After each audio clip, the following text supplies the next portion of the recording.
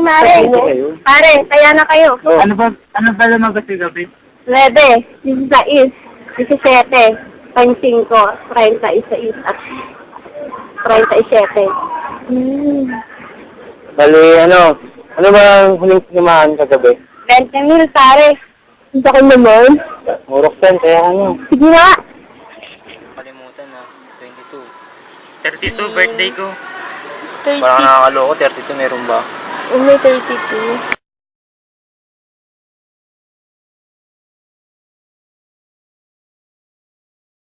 Gagamas na ako. Gano ba? 26. Sige, sige. Beto naman eh.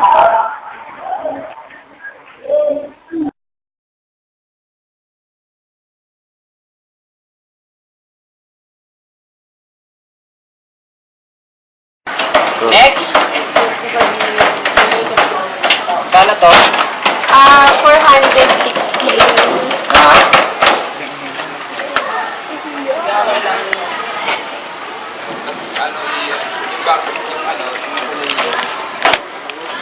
And this.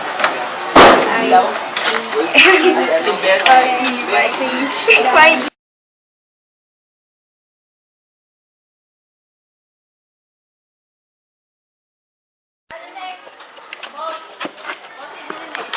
Malapit na, malapit na.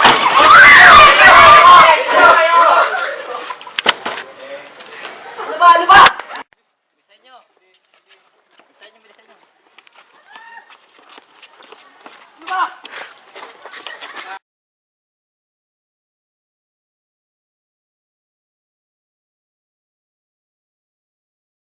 Sa lugar kung saan ka papanayamin ang ilan sa mga illegal operators ng tinatawag na lote. Tara! Ano po ba ang loteng? Ang loteng, consisting yun sa laban, kasi ano yan eh, kanina kami siya sa labas na reto. Tapos, meron niyang 1 to 12, may 1 to 11, may 1 to 10. Tapos siya. Bakit po ba ito tinawag na illegal? Illegal siya kasi wala siyang franchise. Hindi siya binigyan ng prangkisa ng gobyerno, unlike sa PCSO na merong yung lisensya yung loto. Okay po. Pero yung lote, sinukuha nila ang labas sa loto. Paano po kayo nasangkot sa ganitong gawain? Kasi way back before, may pumunta rito na hindi ka pwedeng tumanggi sa kanya. Pag sinabi niya, kukunin kita, kukunin ka niya. Hindi mo pwedeng sabi na, no, ayoko. Talagang kukunin. Saka, that time, uso rito yung kailangan may kapit kang malakas para whatever happens to you, may magagamit ka. Okay. Mga ilang taon niyo na po itong ginagawa?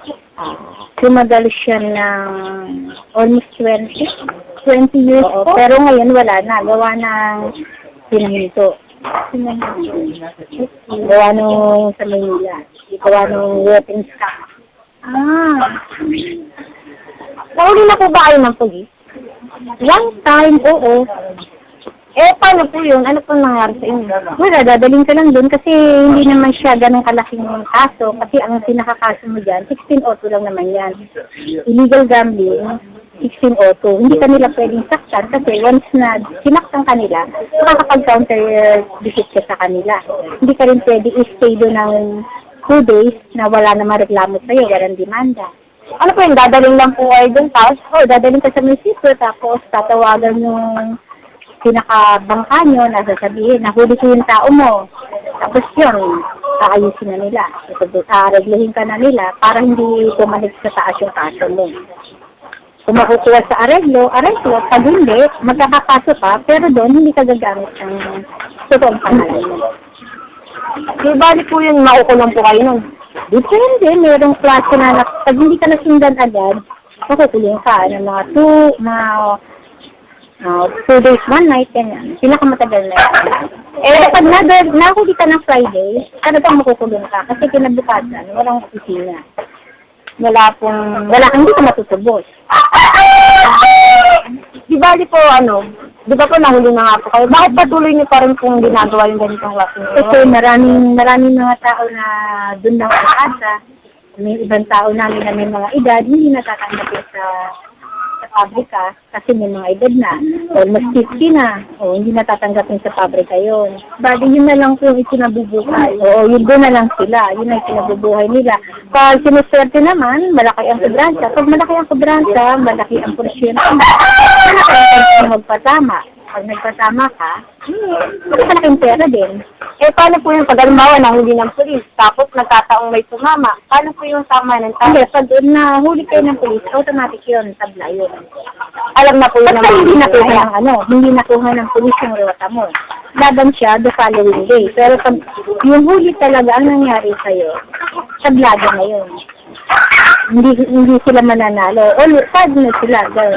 Alam na po yun yung mga mananaya. Oo, alam na nila. Automatic na yun. Pag nahuli ka, tabla na. Pagbabahagi na inyong malalaman about sa lote.